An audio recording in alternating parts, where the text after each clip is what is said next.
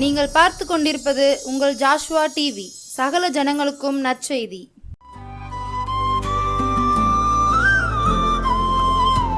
கல்லும் முள்ளும் நிறைந்த பாதையில் அன்று கண்ணீர் சிந்தி விதைத்த சிற்பிகள்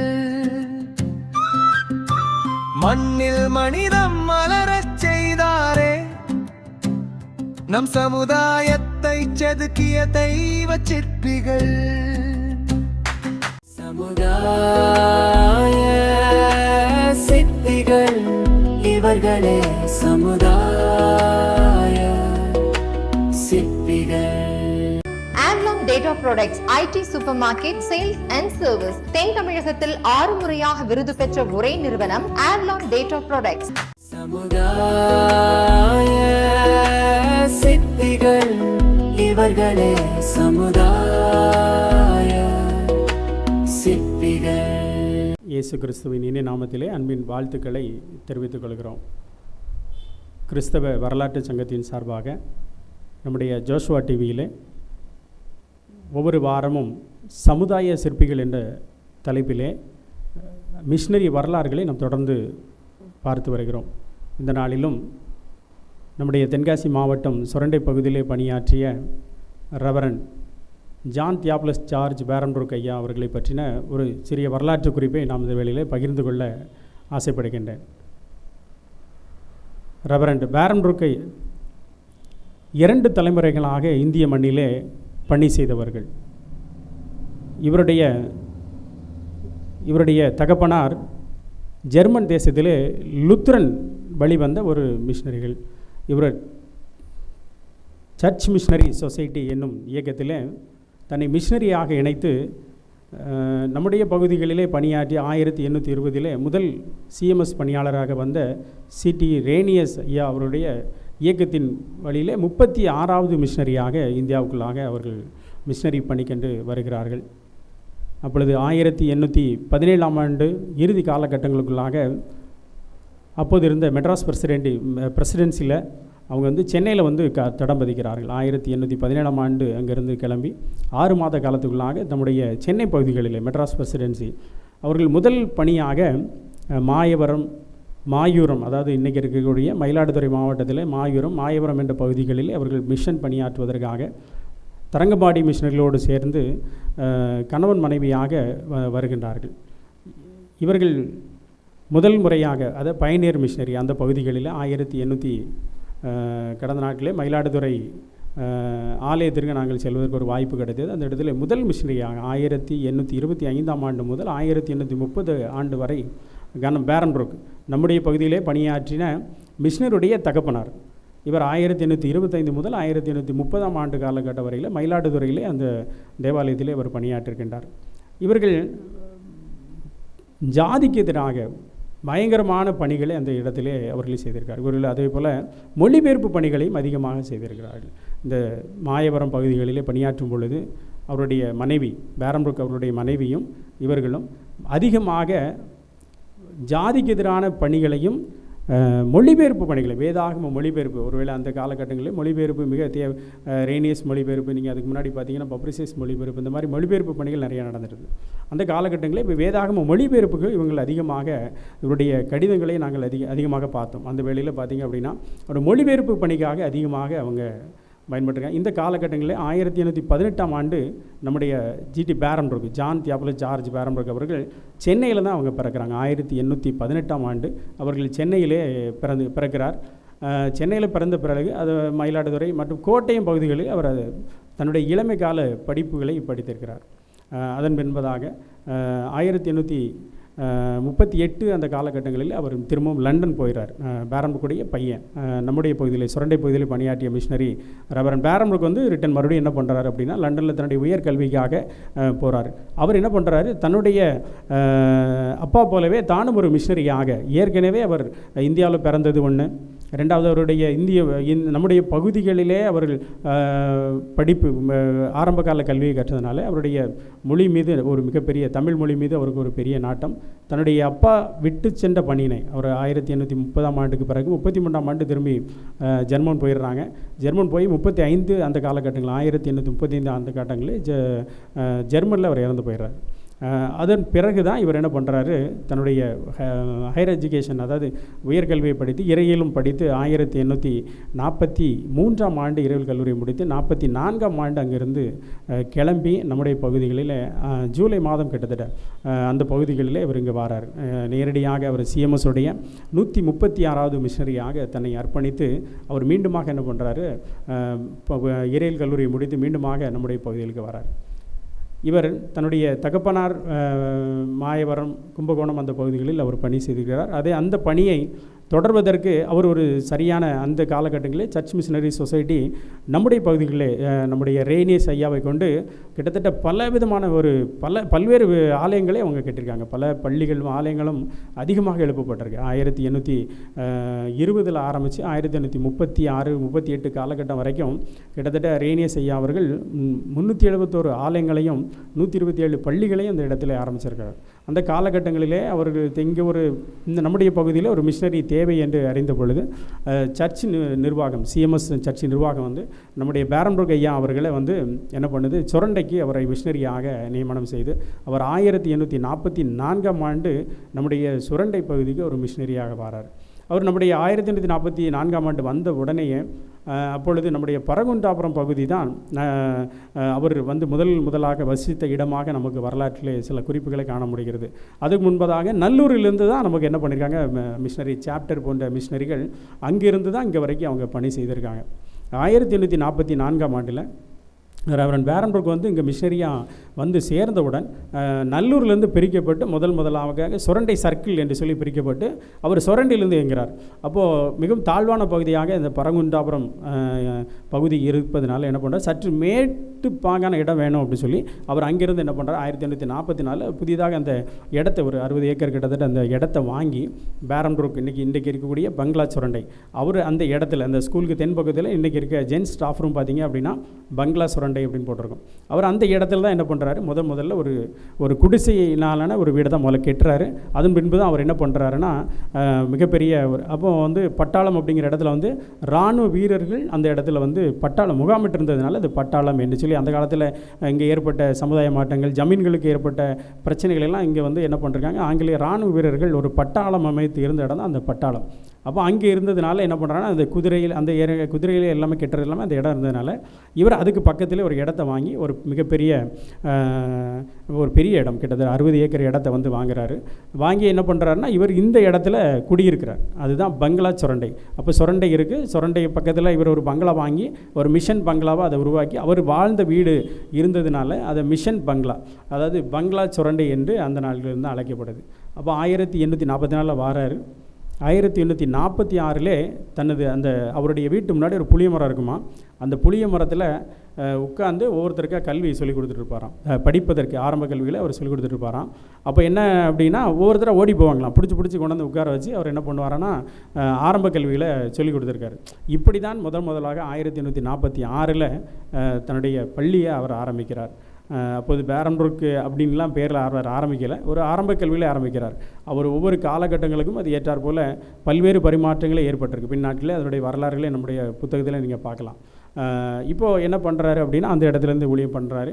1847ஆம் ஆண்டு ஒரு மருத்துவ அந்த காலகட்டங்களிலே நம்முடைய பகுதி மக்களுக்கு ஒரு பெரிய காலரா பிரச்சனைகள் வருது. காலரா நோய் அந்த காலத்தில் காலரா ஒரு மிகப்பெரிய கொள்ளை நோய் அப்படி சொல்லலாம். அந்த காலகட்டங்களில் ஏற்பட்ட காலரால் இவர் என்ன பண்ணுறாரு அப்படின்னா ஒரு மருத்துவரை ஏற்படுத்துகிறார். ஒரு மருத்துவரை ஏற்படுத்தி அவர் மூலமாக மாத்திரை வில்லைகளை தயாரிப்பதற்கும் அவர் மூலமாக நம்முடைய மக்களுக்கு எப்படிலாம் நம்ம மருத்துவத்தை சொல்லலாம் அப்படி சொல்லி அவர் என்ன மாதிரியான மருந்துகளை கொடுக்குறார் அப்படிங்கிறதெல்லாம் அவர் விசாரித்து என்ன பண்ணுறாரு அப்படின்னா ஒரு மருத்துவ வில்லைகளை மாத்திரைகளெல்லாம் இவங்களே தயாரித்து ஒரு மருத்துவ குணமுடைய மிஷினரி என்று சொல்லி கூட வரலாற்றில் பேராசிரியர் கிறிஸ்துதாஸ் ஐயா அவங்க வந்து சொல்கிறாங்க. அதே போல் 1847ஆம் ஆண்டு இவர் ஆரம்பிக்கிறார். ஜனவரி 48 ஜனவரியில் தான் இருந்து முதல்ல ஆரம்பிக்குது. அப்போ இவர் என்ன பண்ணுறாரு அப்படின்னா, அந்த மருத்துவமனை ஆரம்பிக்கும் திருநெல்வேலி பகுதியிலேயே முதல் மிஷன் மருத்துவமனை இதுதான் அப்படின்னு சொல்லி ஒரு பேராசிரியர் குறிப்பிட்றார். 1847 இவர் தான் ஆரம்பிக்கிறார். இவர் மருத்துவர் அல்ல, மருத்துவ குணமுடைய மிஷினரி. அநேக மக்களுக்கு இவர் என்ன பண்ணுறாரு, லோக்கலில் உள்ள ஒரு மருத்துவரை ஏற்படுத்தி அதன் மூலமாக அநேக மக்களுக்கு அவர் என்ன செஞ்சுருக்காரு, எப்படிலாம் அந்த மருத்துவ குணமுள்ள மாத்திரைகளை தயாரிக்கிறது, எப்படி மருந்துகளை தயாரிக்கிறதுன்னு சொல்லி கற்றுக்கொண்டு தன்னுடைய திருச்சபை மக்களுக்கும் ஆத்துமாக்களுக்கும் அவர் என்ன செஞ்சுருக்கிறாருன்னா மருத்துவமனை முதல்ல ஆரம்பிச்சிருக்கிறார். அப்போ கல்விப்பணி ஏற்கனவே ஆரம்பித்தாச்சு. ரெண்டாவது மருத்துவ பணி. அடுத்து பார்த்திங்க அப்படின்னா அந்த காலத்தில் சந்தைகள் ஏற்படுத்தியிருக்கிறார். 1848 அதுக்கு பின்பதாக ஒரு சந்தை ஏற்படுத்தியிருக்கார். அதாவது அடைக்கலப்பட்டணம் அப்படிங்கிற பிரச்சனை. இப்போ வந்து சுரண்டையில் வந்து பார்த்திங்க அப்படின்னா அந்த காலத்தில் ஒருத்தர் கிறிஸ்தவங்களாக ஆயிட்டாங்க அப்படின்னா அவங்களுக்கு என்ன பண்ணியிருக்காங்க அப்படின்னா, பிற மதத்தவர் என்ன பண்ணியிருக்காங்கன்னா அவங்களுக்கு வந்து சந்தையில் பொருட்களை வாங்கவோ இல்லை இவர்கள் உற்பத்தி பண்ண பொருட்களை விற்கவோ முடியாத ஒரு சூழ்நிலைகளில் அந்த காலங்களில் ஏற்பட்டிருக்கு. குறிப்பாக அந்த காலம் பார்த்திங்கன்னா ஊத்துமலை ஜமீன், சுரண்டை ஜமீன், இவங்கெல்லாம் பல எதிர்ப்புகளை இவங்களுக்கு கொடுத்துருக்காங்க. இவங்க வந்து குறிப்பாக இப்போ வரலாற்றில் வந்து பார்த்திங்க அப்படின்னா ஒரு சின்ன சம்பவம் நடைபெற்றிருக்கு.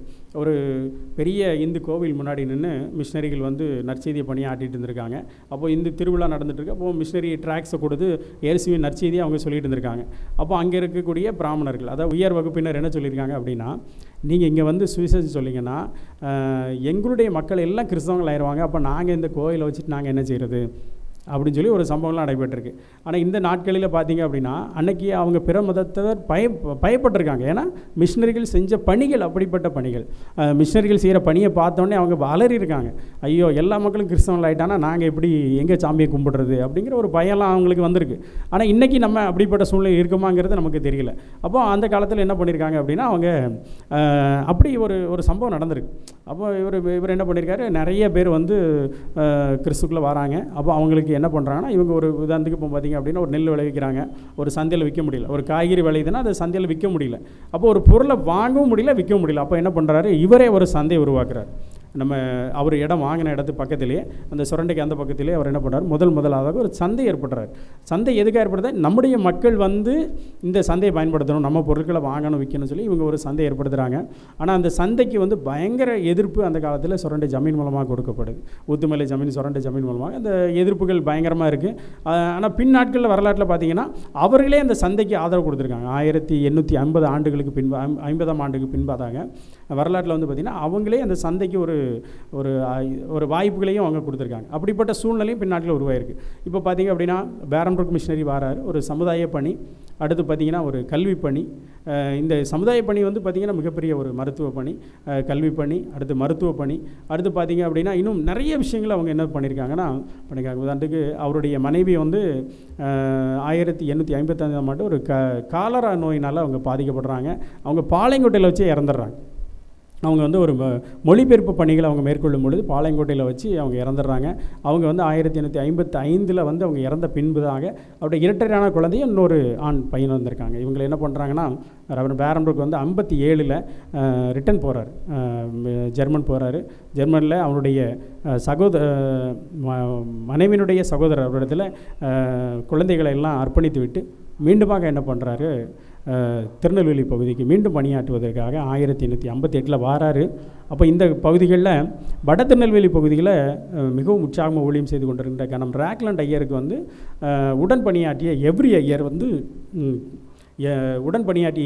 வந்து என்ன பண்ணுறாரு, குறைந்த நாட்களில் அவர் என்ன பண்ணுறாரு, காலரா நோயில் பாதிக்கப்பட்டு குறைந்த வயதில் அவர் மரித்து போகிறார். அப்போ அந்த இடத்துல வந்து ராக்லண்ட் ஐயர் வந்து அவருக்கு உதவியாக ஒரு ஆள் தேவை, அவருக்கு ஒரு ஊழியர் தேவை. அப்போ ஏற்கனவே இவர் 2 ஆண்டுகள் அவர் வெளியே போயிட்டு வந்தாலும் இந்த இடத்துக்கு ஏற்கனவே வேறு ஒரு மிஷினரி ஒரு ஊழியம் பண்ணிகிட்டு இருக்காங்க. அப்போது என்ன பண்ணுறாரு, இவர் ரிட்டன் வந்த உடனே இங்கே ஒரு 2 மாத காலத்தில் இங்கேருந்து என்ன பண்ணுறாரு, வட திருநெல்வேலிக்கு அவர் சர்ச் மிஷினரி ஸ்தாபனத்தின் மூலமாக அவர் என்ன பண்ணுறாரு, வட திருநெல்வேலிக்கு அவர் அனுப்பப்படுகிறார். வட திருநெல்வேலியிலே கிட்டத்தட்ட ராக்லண்ட் ஐயர் அதாவது ஊழியம் செய்யும்போது எவ்ரி இயர் மரித்து போகிறார். அப்போ ராக்லண்ட் ஐயருக்கு ஒரு நாள் காலரா வியாதி வரும்பொழுது இவர் ராக்லண்ட் ஐயரை இவர் என்ன பண்ணுறாரு, காலரா மருந்துகளை கொடுத்து இவர் நோயிலேருந்து காப்பாற்றுறார். அதே போல் ஒரு செந்தட்டி ஏனார் கோவில் அப்படிங்கிற ஒரு இடத்துல இவங்க வந்து சுற்றி திருந்து நற்செய்தி பணி ஆற்றும் முறை அப்படி சொல்ல ஒரு முறை இருக்குது. இவர் தான் முதல்ல ராக்லாண்ட் இந்த பகுதி மிஷினரி பணி ஆரம்பிக்கிறார்.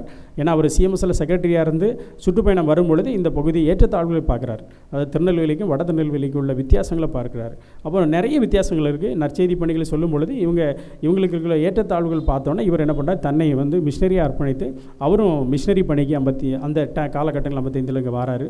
அப்போ வட திருநெல்வேலி எடுக்கும் பொழுது வட திருநெல்வேலி மிகவும் மோசமான சூழ்நிலை இருந்து இன்றைக்கும் நீங்கள் பார்த்தீங்க அப்படின்னா சிவகாசி அந்த பகுதிகளில் போனீங்கன்னா இன்றைக்கும் ரொம்ப மோசமான இடங்களாக இருக்குது. அப்போ அவர் அந்த காலத்தில் இன்னும் எப்படி இருந்திருக்கும் பாருங்களேன். அப்போ அவர் என்ன பண்ணியிருக்காரு, பேரம்பூருக்கு என்ன பண்ணுறாரு, இங்கேருந்து அங்கே போகிறார்.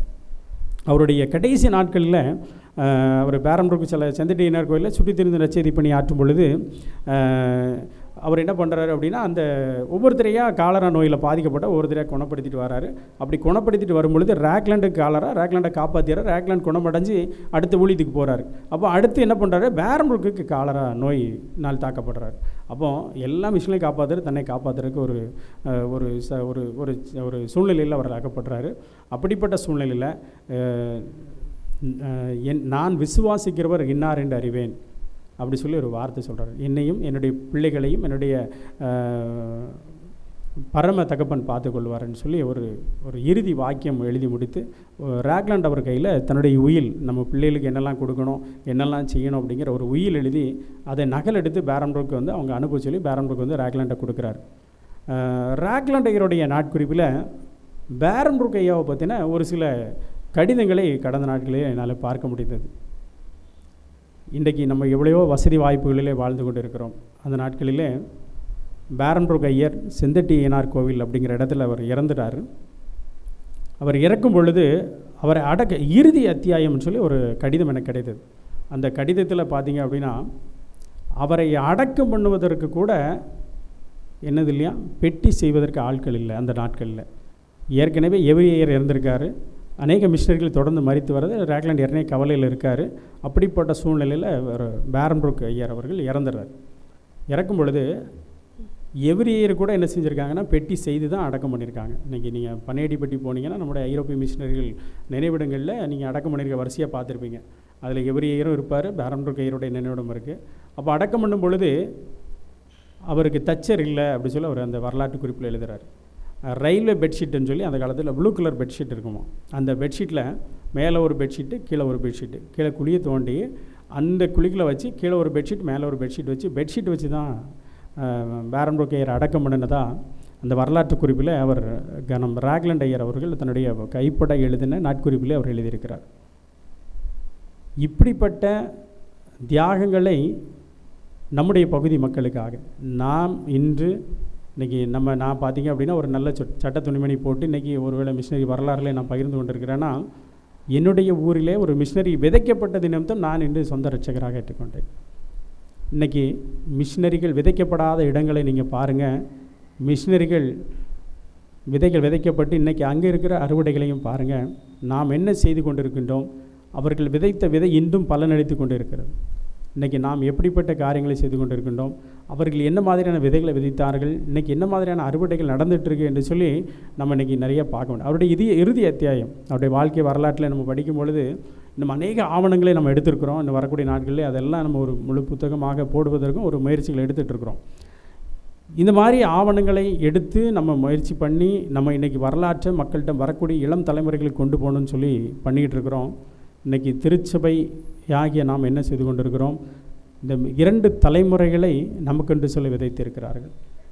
ஏற்கனவே தரங்கம்பாடி, மாயூரம் போன்ற பகுதிகளிலே, மாயவரம் பகுதிகளிலே மிஷினரி பணியாற்றி தன்னையே அர்ப்பணித்து தன்னுடைய குடும்பத்திலே தன்னுடைய மகனையும் அதே பணிக்கு அர்ப்பணித்திருக்கிறார்.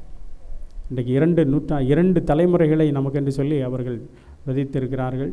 இன்றைக்கு நாம் எப்படிப்பட்ட மிஷினரி பணிகளை செய்து கொண்டிருக்கின்றோம், இன்றைக்கி நாம் செய்யக்கூடிய பணி நம்முடைய சமுதாயத்திற்கு, நம் சுற்றி இருக்கிறவர்களுக்கு, கிறிஸ்துவை அறியாத பிற மக்களுக்கு நாம் என்ன மாதிரியான பணிகளை செய்து கொண்டிருக்கின்றோம். நாம் இந்த நாட்களிலே சிந்திப்பதற்கு அழைக்கப்பட்டிருக்கின்றோம்.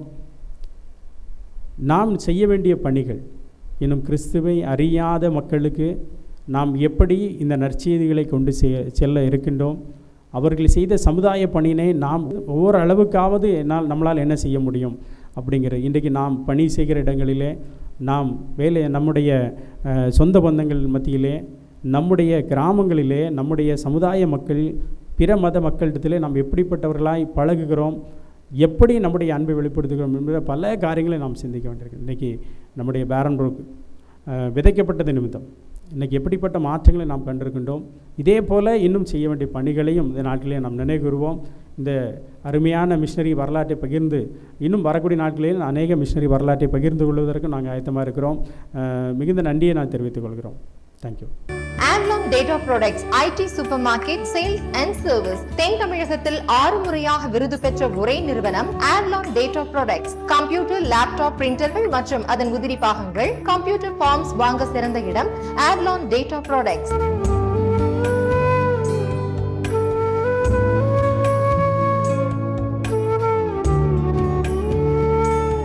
முன்னணி கம்பெனியாகிய காம்பேக்ட் மற்றும் ஹெச்பி லேப்டாப், டெஸ்க்டாப் கம்ப்யூட்டர்களுக்கும் மற்றும் ஹெச்பியின் அனைத்து மாடல் பிரிண்டர்களுக்கும் நியாயமான விலையில் எண்ணற்ற ஆஃபர்களுடன் பெற்றிட வருகை தாருங்கள். Avlon data products 11D Bot 12 First Floor Tower Complex, Murugankurichi, Tirunelveli 2. Phone 25022494, 25022409. Mobile 9842226494.